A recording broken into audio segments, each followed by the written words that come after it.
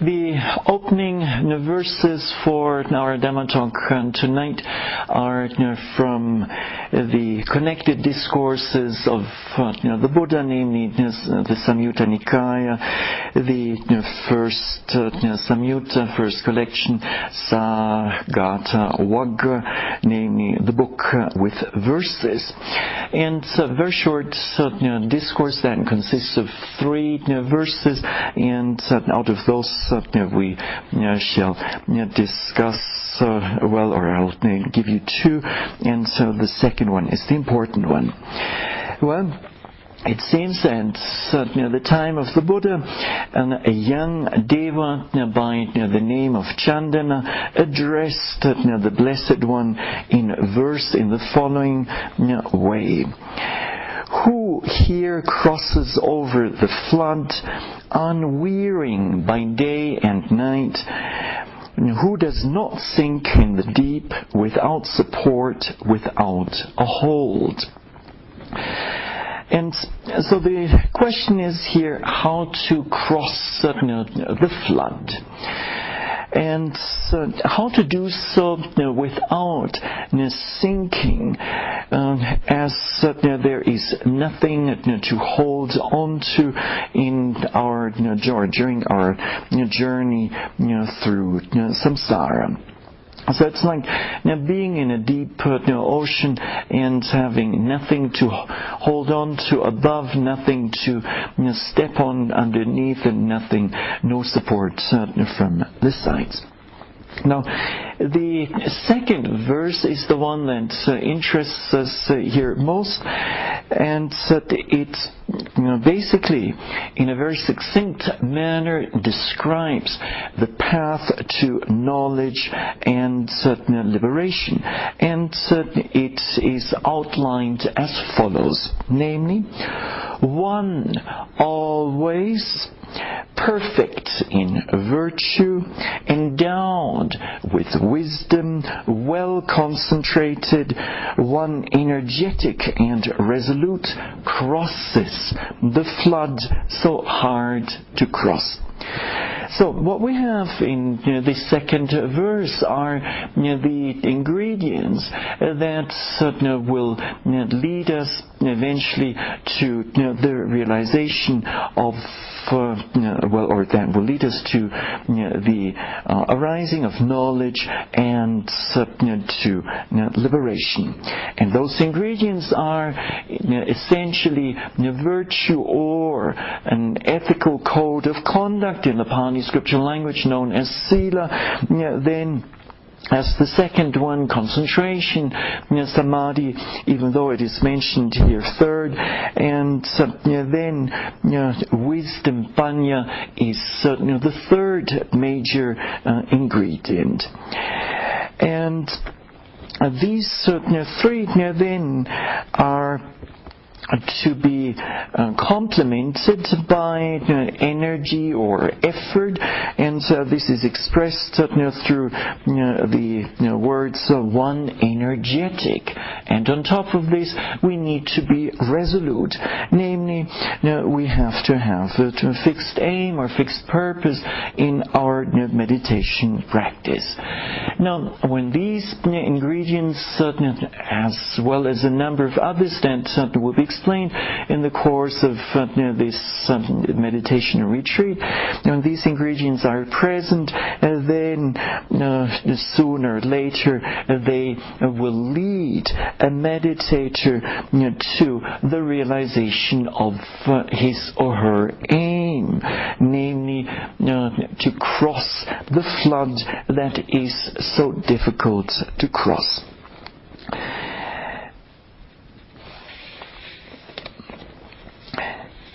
Now,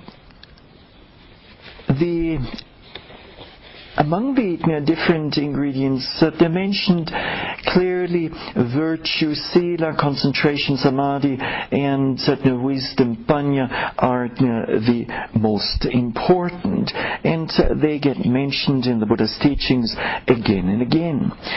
Now, Since we are already somewhat advanced in time, and I don't want this talk to get too long, so I'll limit the explanations on Sila to just some very basic aspects.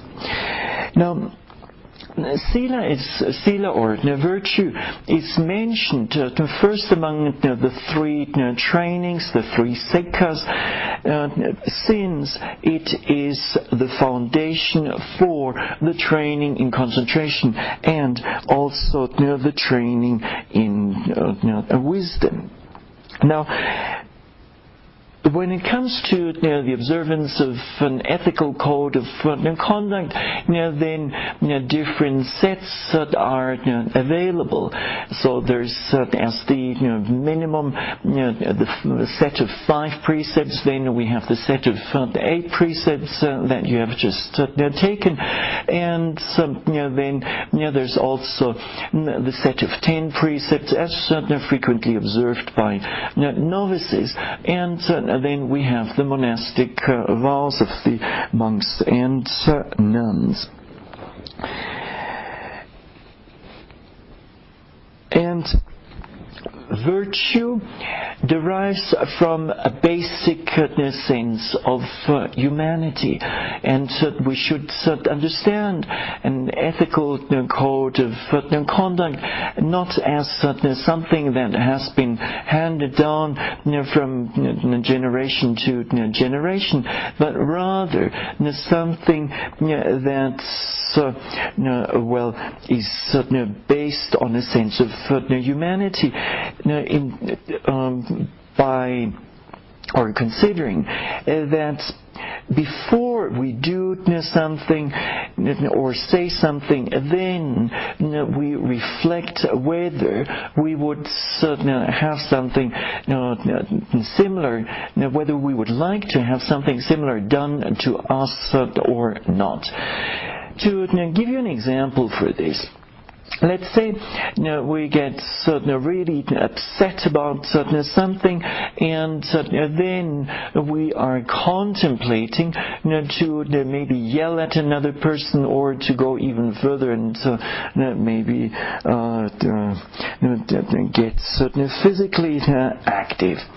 So before acting out our anger or rage, we should then just briefly stop and reflect. Would we like to be in the position of the other person who is going to be yelled at, or who might even be hit at? Obviously, none of us will like this, and as we don't like it ourselves, others will not like it either. So if we don't like it, others don't like it, then it might certainly be wise to refrain from such a planned deed.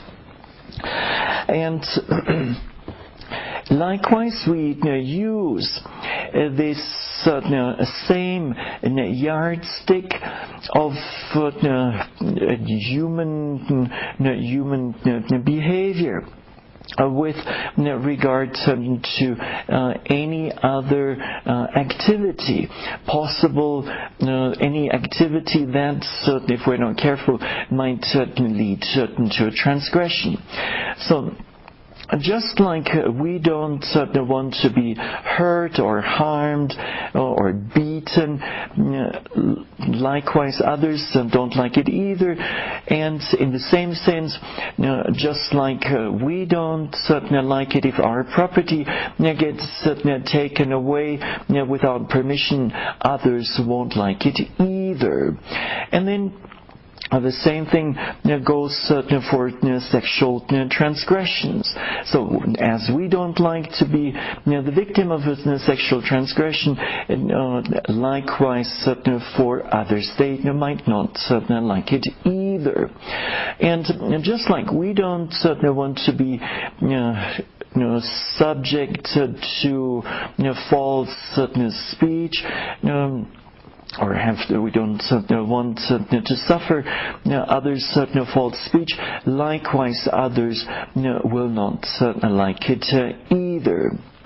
And we might not like it when others are intoxicated and then talking a lot of nonsense.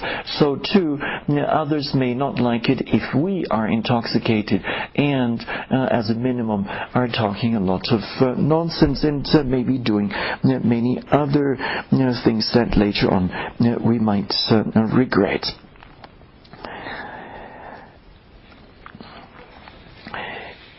Now, apart from these very basic 5 or minimum 5 precepts on a retreat, we tend to observe additional 3 precepts.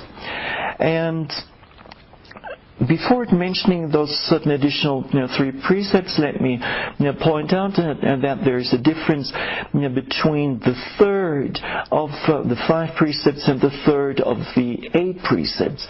And the third of the 8 precepts is stricter than that of the third then of the 5 precepts.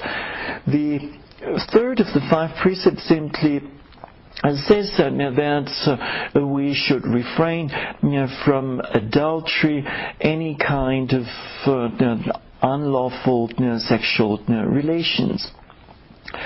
And the third out of the 8 precepts states that we voluntarily refrain on retreat as long as we're taking these 8 precepts from any kind of sexual activity, even with one's spouse or partner.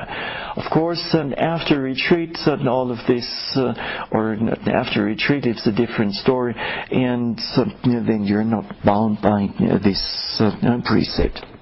Now, the 6th precept is the one on not taking any solid food after midday, after noon, midday, and as Chris will have pointed out to you, we go by the actual, or whenever the sun is in the zenith, and this is past 12 o'clock summertime, or daylight saving time. And so if you could finish your lunch by, let's say at the latest, 12:45, then that would be perfect. And in this way, this precept would be well observed. Now, what this precept means is that we refrain from taking any solid food, like fruits and so on, from noon until the dawn of the next morning, and included in this are items such as coffee, and so we refrain from coffee, from black tea, and from green tea, and milk, and hot chocolate, and Milo, and whatnot. Allowable are, or permitted are, soft drinks and water, fruit juices, and and medicinal teas. And then the 7th precept is that of refraining from dancing, singing, and then playing instruments and entertainment, and furthermore from wearing flower garlands and using cosmetics, perfumes, and ornaments. Now, the first starting with dancing, singing, and so on, up to entertainment, has to do with not unnecessarily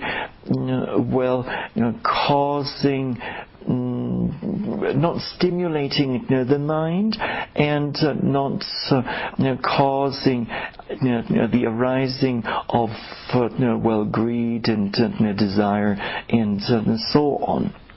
And likewise, when we are on a retreat, we try to keep things simple, and there's no need to beautify ourselves externally as a means of getting others' attention, and this too then would amount to distracting other meditators.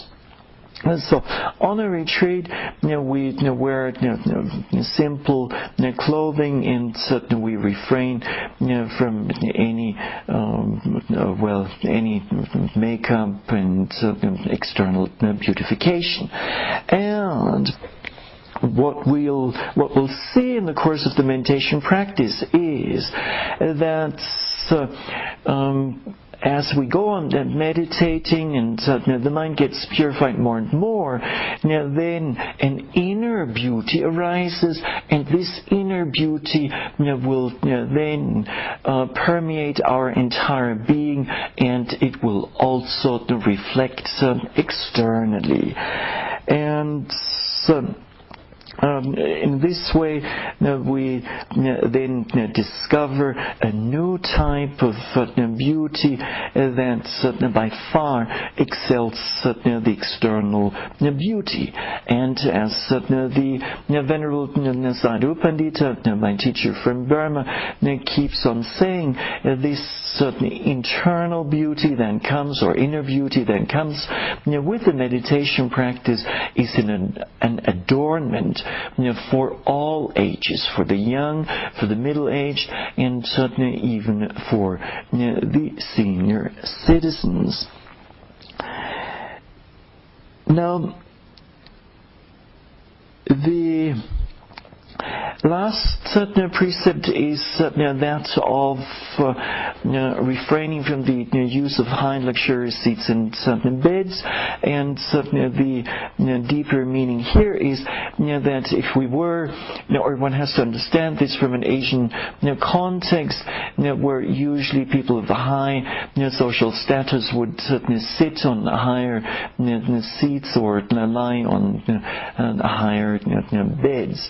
And this then, if one were to sit on a high chair or sleep on a high bed, this might lead a person to develop pride and conceit, and obviously this is not what we're attempting to do here on this retreat. Now, briefly mentioned a few things about concentration, the second training, Samadhi Niseka. By continuously making effort from moment to moment, mindfulness will gradually arise. This mindfulness will become quite sustained and continuous, and with this, then the mind will gradually fall, or again and again fall squarely onto the object of observation, and thus the observing mind will be fixed to the object of observation, and to express it differently, the associated mental states will all be unified or collected, hence concentration is there. And so, during the first few days of a retreat, meditators usually come across the so-called 5 hindrances to progress, and it is through an increasing concentration that these then are overcome. And so concentration helps to suppress certain hindrances that are latent or that lie dormant in the stream of consciousness. However, the presence of the concentration will not really entirely uproot the mental defilements that are causing us so much suffering in our human existence. Sorry. And so in order to take things then one step further, we need to undertake the training in wisdom. Panya Seka is the Pali technical term for this. And this means that we then, based on effort, based on some initial faith and then some effort and mindfulness and some concentration, we observe the predominant objects, the mind is concentrated, as said, and thus will see the true nature of every predominant object that we are observing. And seeing the true nature of an object means the same thing as wisdom is there or knowledge is there. And so there's knowledge or wisdom about the nature of that object. Now, this wisdom needs to be developed. Without meditation, it will not be there. And it is said in one of the Dhammapada verses that with meditation, wisdom is gained. Without meditation, wisdom is lost. Now, with the training in virtue, we can cultivate towards the better our bodily behavior, our bodily conduct, as well as our verbal conduct. So we can substitute unwholesome conduct through wholesome conduct. However, through the observance of some ethical code of conduct, we can not influence in a major way the arising of or the presence of the mental defilements. They will still go on in the stream of consciousness. So with the training and concentration, we can suppress these. And so this then happens only on a mental level. And it is through the training in wisdom that we temporarily and later on a permanent basis, eradicate the mental defilements. Now, the very basic maxim that leads to the arising of wisdom or knowledge is simply, and this will be the meditation instruction for all of you until tomorrow morning, since we don't have the time tonight to go into the detailed instructions, and most of you will be quite tired. So the very basic maxim is, starting with the rising and falling movement of the abdomen, always try to label and then observe and then know the nature of each and every most predominant object that arises either in the body or at times in the mind. So, to explain this just a little bit, so as the rising movement of the abdomen takes place, you stay with it, you label it mentally as rising, and then you observe this entire rising movement from the very beginning through its middle to its very end, and then you try to know its nature in terms of the different sensations that might be present, or in terms of the movement itself. And then, as the falling movement of the abdomen occurs, you do just the same thing.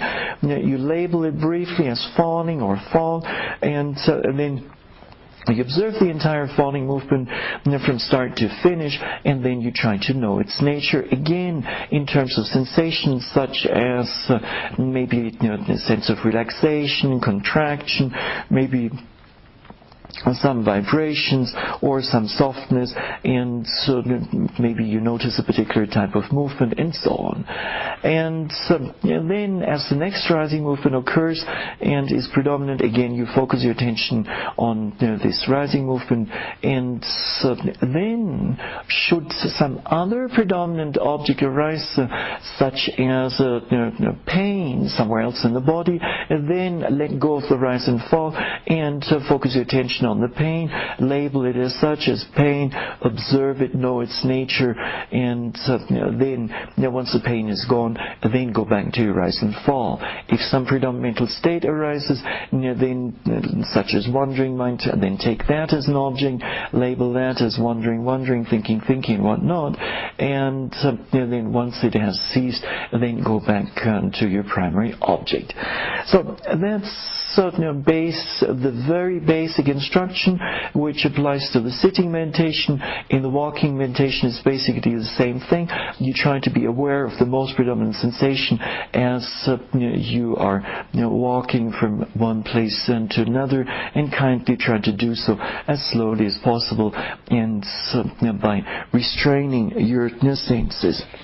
Now, more on this, as mentioned already, will be explained tomorrow. Now, when we undertake a meditation retreat like our 20-day retreat here at Vallecitos Ranch, it's helpful to be clear about the aim or objective with which we or the aim and objective and that we have for our meditation practice. And in the words of the Buddha, this can be given in different ways. The most simple way, as stated early on in our first verse or second verse, was to cross the flood so difficult to cross. And a similar verse is found at the very beginning of the Visuddhimagga, the path of purification, and there it's given as to disentangle this tangle that is brought about through the roots of unwholesomeness, namely greed, hatred, and delusion. Now, in a somewhat a more elaborated way, the Buddha gives the aim for the meditation practice as twofold, namely as gaining true knowledge and liberation, vijja vimutti in the Pali scriptural language. Now, more on this, and to quote from the Samyutta Nikaya, the Bojjhanga Samyutta, so it's 46, and then Sutta 6. And a discourse given, or discourse that portrays a discussion between the wanderer Kundaliya and the Buddha.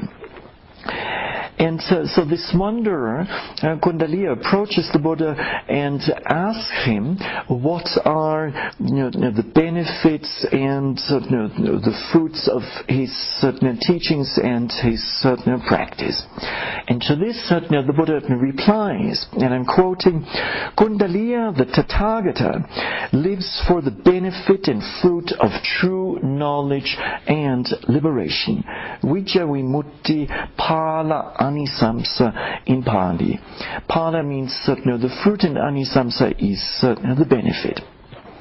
Now to this, the wanderer Kundaliya then asks, But, Master Gautama, what things, when developed and cultivated, fulfill true knowledge and liberation?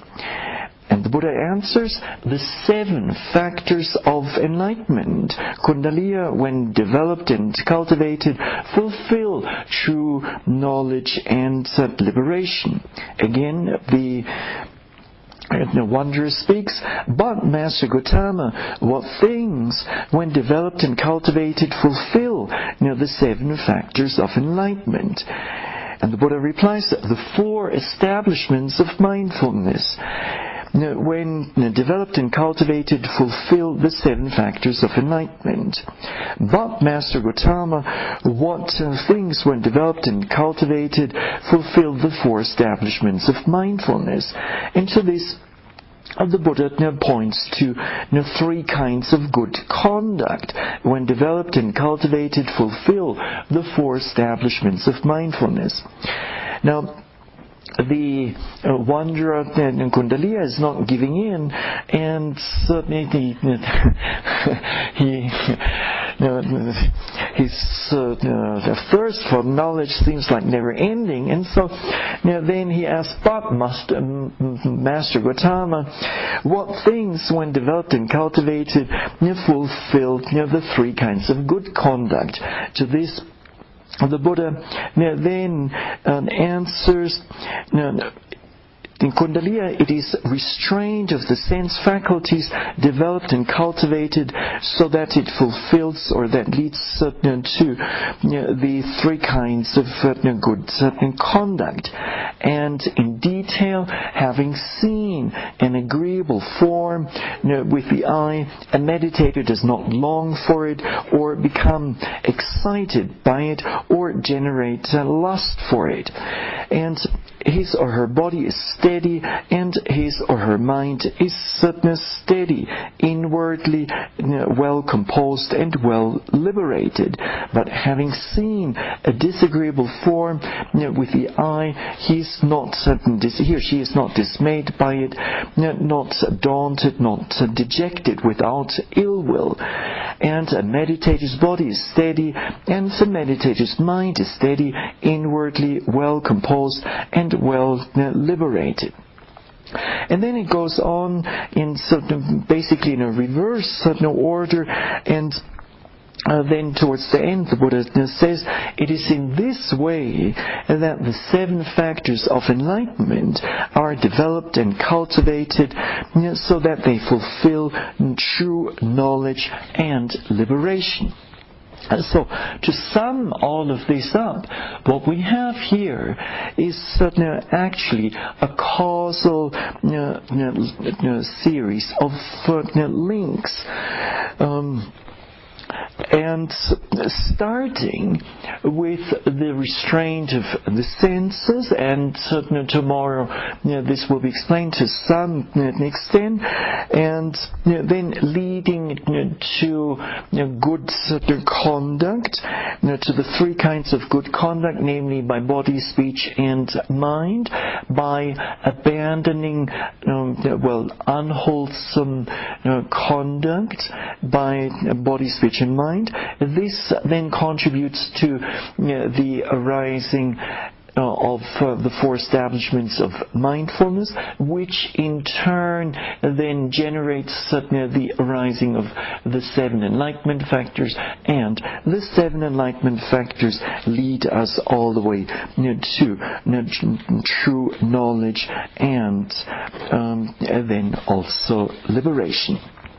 So, this much for the twofold aim or objective that the Buddha gives for the meditation practice. Now, then in the commentaries we find a threefold aim for the meditation practice, namely as purity, as knowledge, and as nibbana. And so the Pali for this is Visuddhim Jnanam Nibbananti Tayo Visese Awahati. And the commentator says that these instructions, that meditation instructions, in particular the instructions on given in the discourse on mindfulness, establishment of mindfulness, these should be studied, they should be mastered, they should be borne in mind, and they should be memorized and be made much of.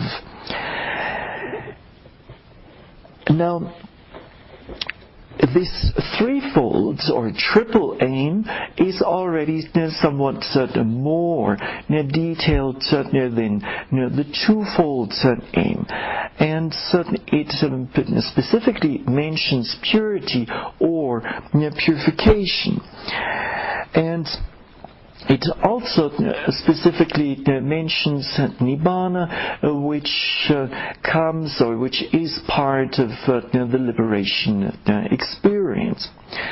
Now, the topic of purity or purification is part of a sevenfold aim or benefit that is associated with the practice of Satipatthana, namely the four establishments of mindfulness. And so the first one, the very first benefit is given as the purification of beings, and in a wider sense this means the purification of the minds of beings, and then it further is said to lead to the overcoming of sorrow and lamentation. It's also said to lead to the total destruction of physical pain and mental distress, and to the entering of the right path, namely the Eightfold Noble Path, and the attainment or the realization of Nibbana. So this is a sevenfold aim as given aim or benefits that are being ascribed to the mindfulness practice. Now, when we practice the meditation, then we should do so mostly with these aims, different aims in mind. And naturally, there are other aims around.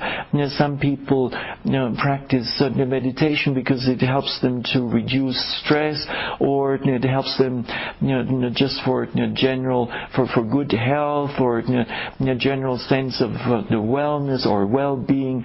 These are secondary, and please don't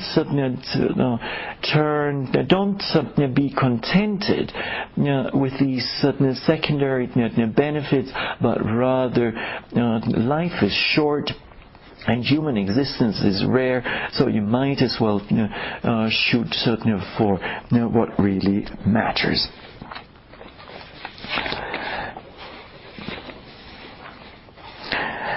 Now,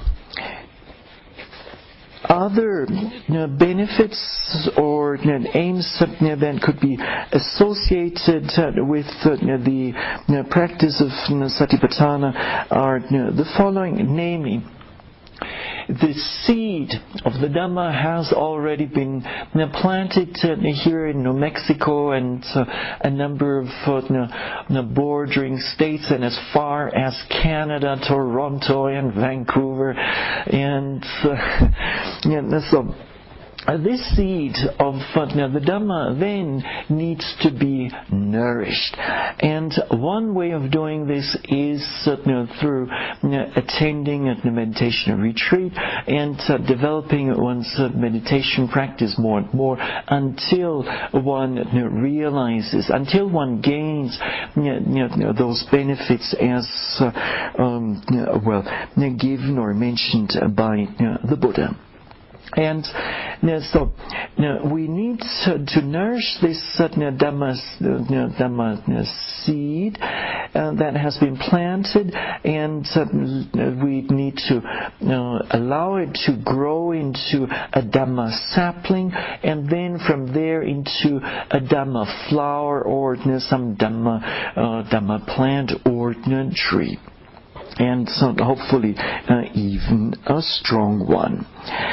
And longer retreats are very useful for this, because they help the meditator to really deepen the practice and to reach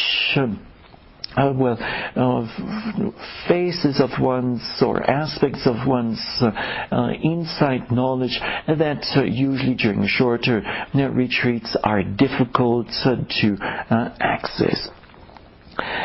Now, another an aim that we can maybe have for our practice here together is that of gaining peace within.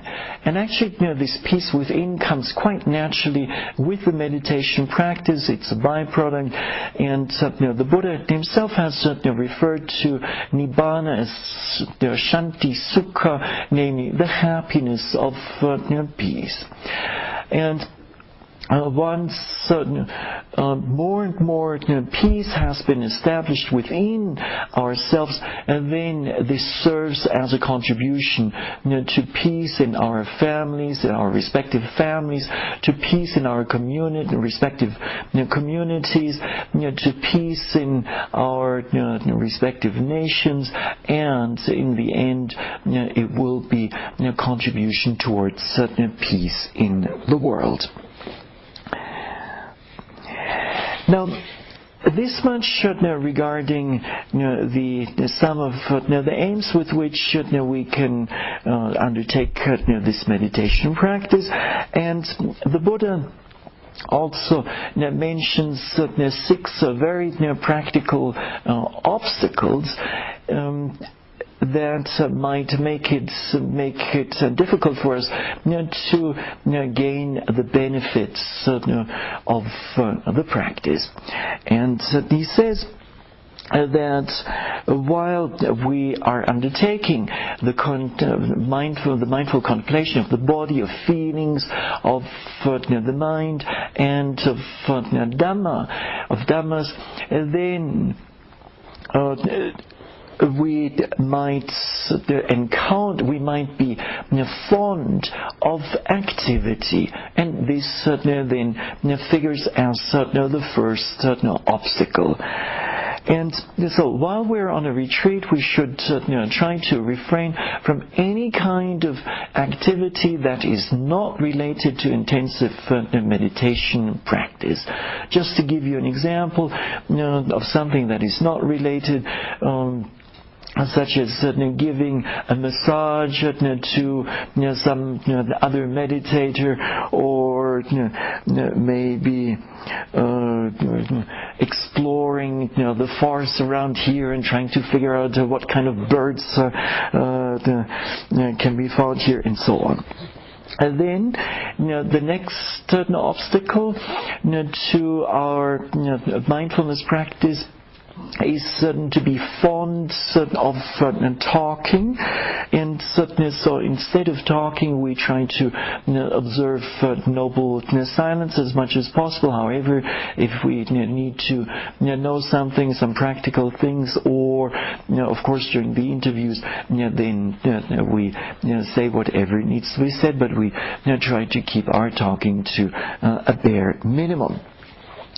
Next, the next obstacle to the practice of the 4 establishments of mindfulness is simply sleeping.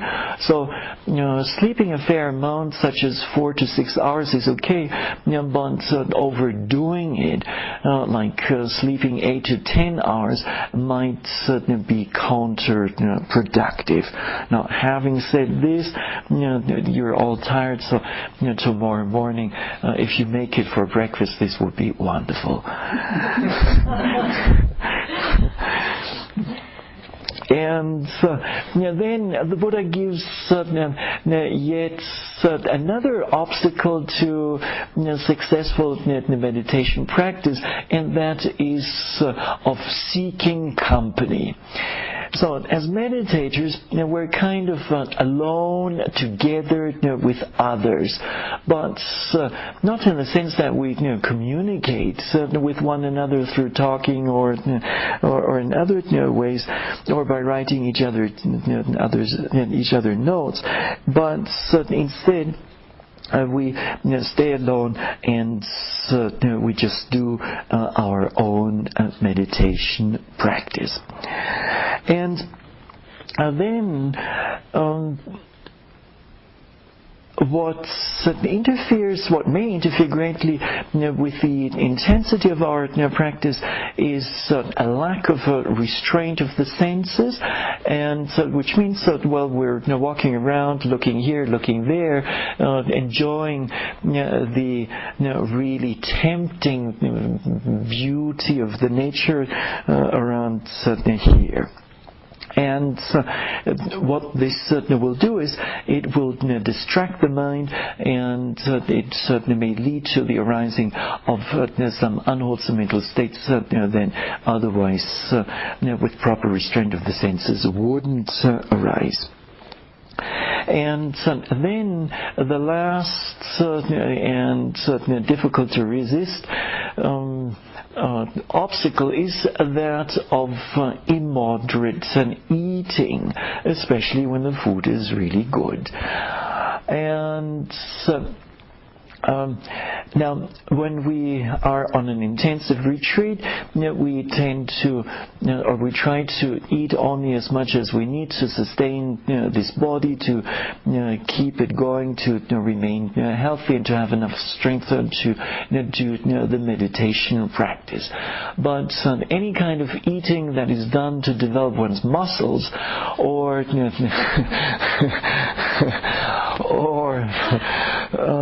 simply just indulging in the food because it's so good, and Beth is supposed to be a good cook, and John definitely is a good cook. This I know. This would then be it would be a hindrance or an obstacle to the meditation practice.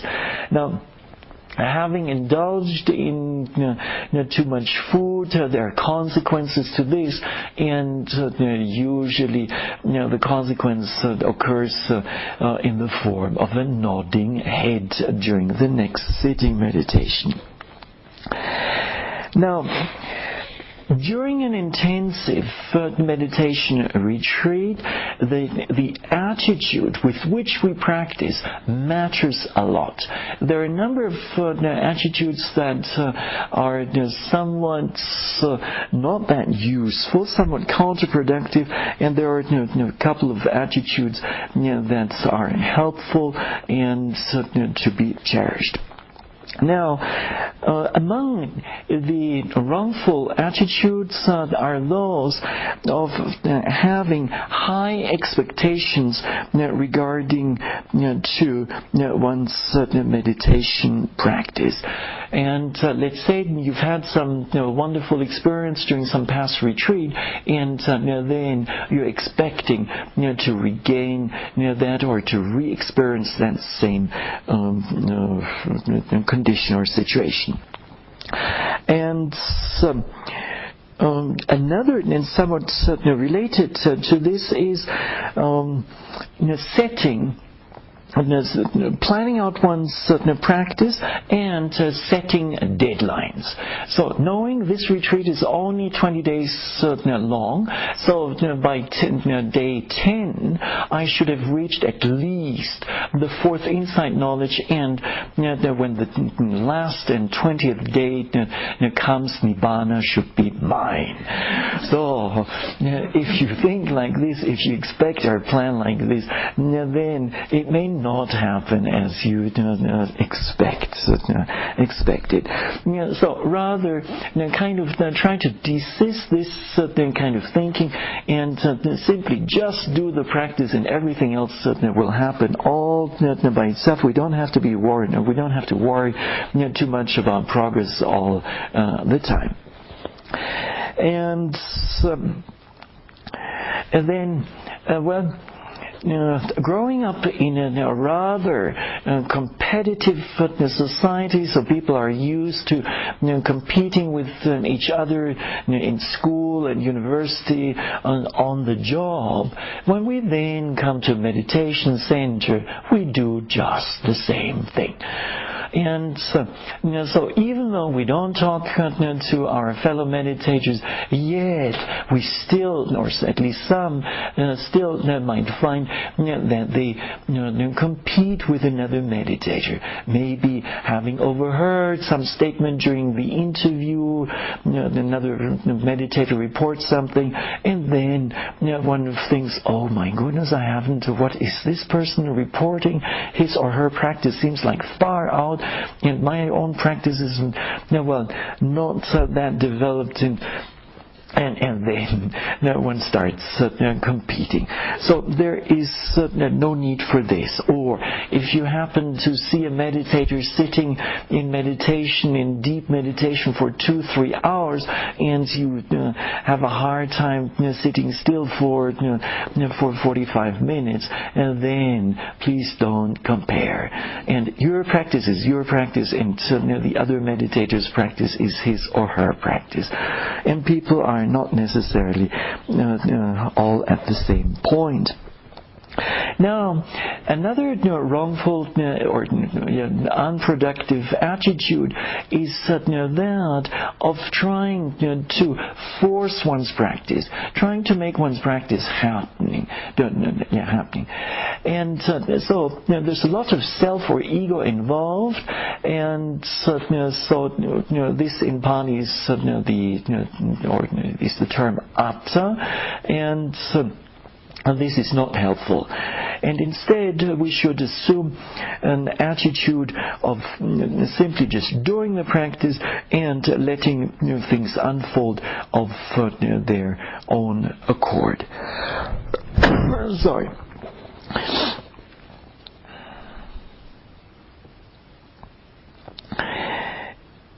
Now, sometimes meditators make life very difficult for themselves by resisting the meditation method, or by resisting for one reason or another the meditation teacher, or by resisting the retreat center or the venue, or it could be many other things.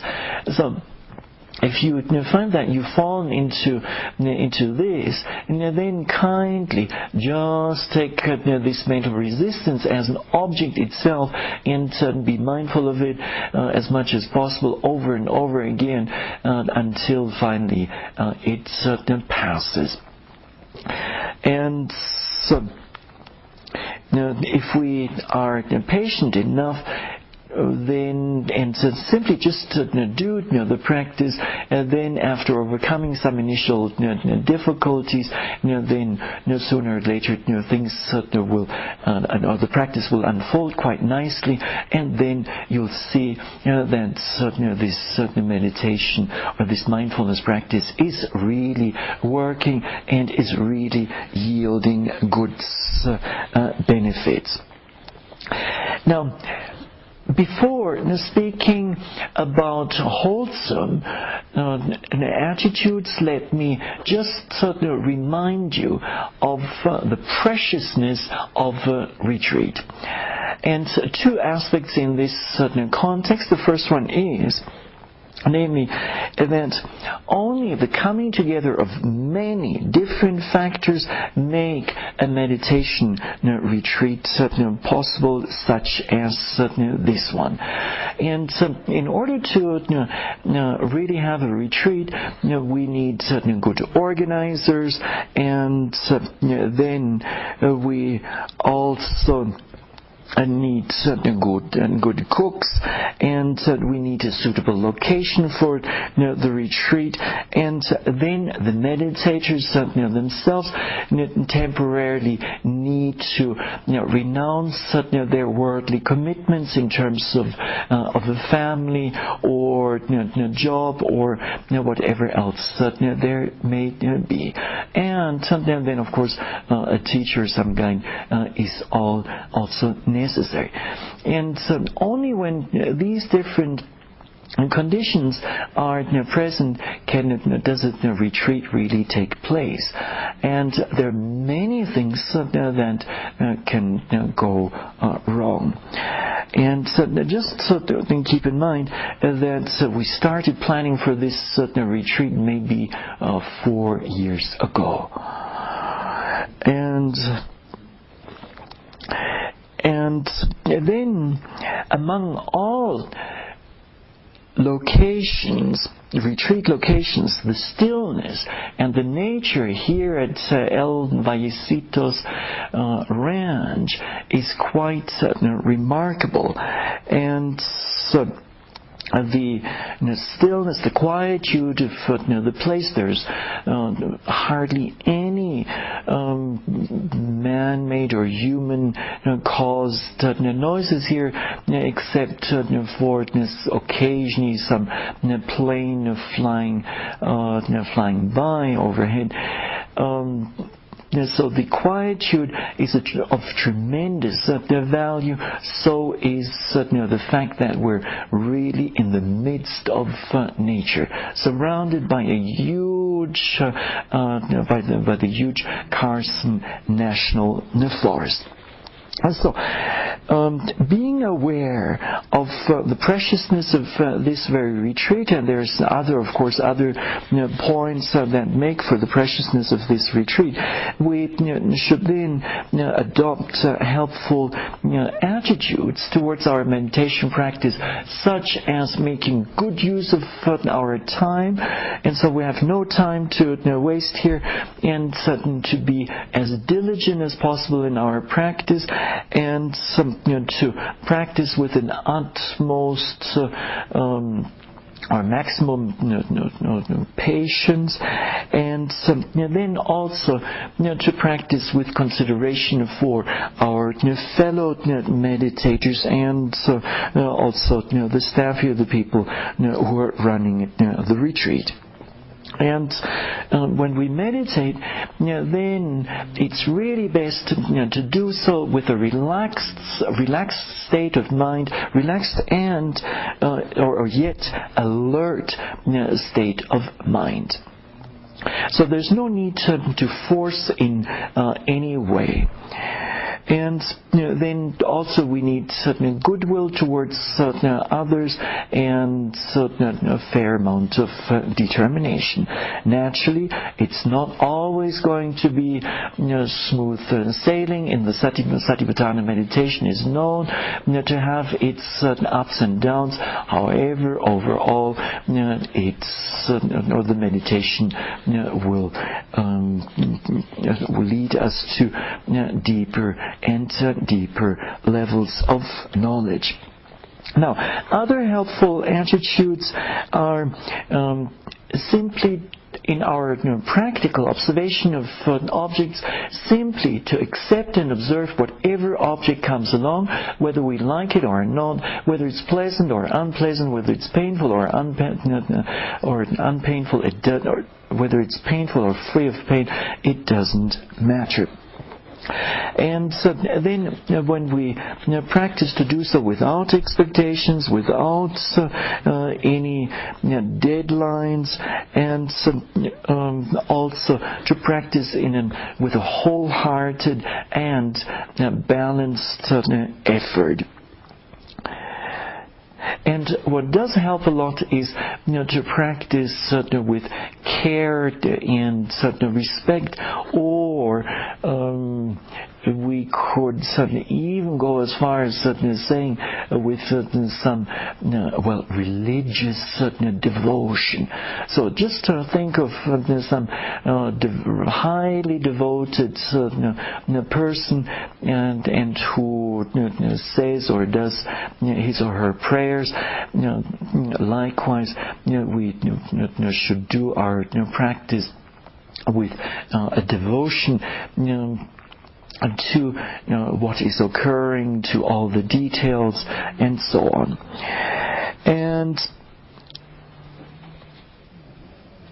then we should try to be as meticulous as possible in our observations, since this in the long run will make a huge difference, and being meticulous in one's observation will usually make for clear experiences, and with this a meditator will be satisfied and feels confident to go on.